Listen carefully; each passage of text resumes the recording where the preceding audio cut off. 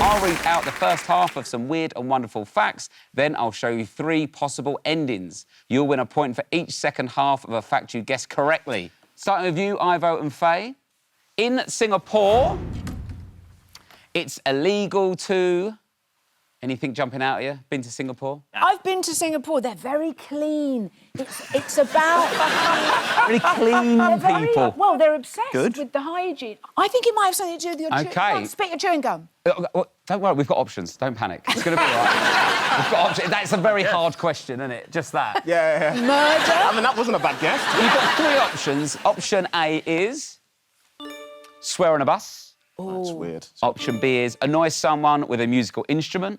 Oh. Or C, feed someone else's dog. Is that a euphemism? They're the options. What are you thinking then, guys? In Singapore, it's illegal too. Anything jumping out? Feeding someone else's dog? But what if the dog's hungry? What's your feelings? My feeling is it's a musical instrument, actually. Oh, gosh. What are we going to do as a team when we're disagreeing like that? We're going to go... God, so posh over there. I think anything but B. Right. Right, what are we going to do with that? We're going to go with you, Faye, because I think you're the stronger character. I'd like to go for C. Feed someone else's dog. OK, it seemed like that's a seamless way to get there. Right, you've gone for C. In Singapore, it's illegal to feed someone else's dog. Let's find out if you were right or wrong. No, you were wrong. Interesting. Yes. People found guilty of breaking this law can face a stint in jail or a fine of $1,000. Wow. Basically, if Mumford & Sons ever tour Singapore, they're getting the death penalty. Bit harsh. I quite like Mumford & Sons, but, you know, you need someone for the joke. Yeah. Darren and Bobby, this one's for you. Astronauts say that space... is dangerous to masturbate in. You look like you're in a snow globe. Yes. It'd be brilliant. Yeah. It would be so much fun. Let's see the 3 possible options.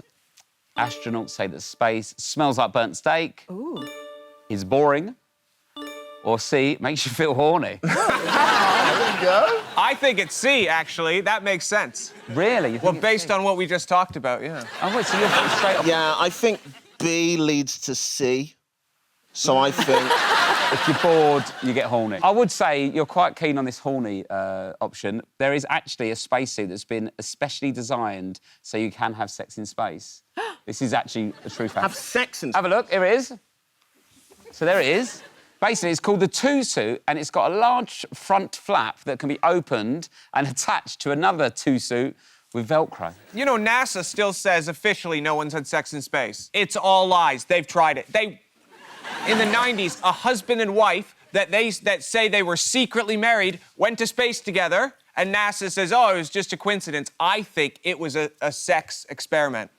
Really? Yes, that's my conspiracy theory. 10,000 Mile Club. 10,000 miles, yeah.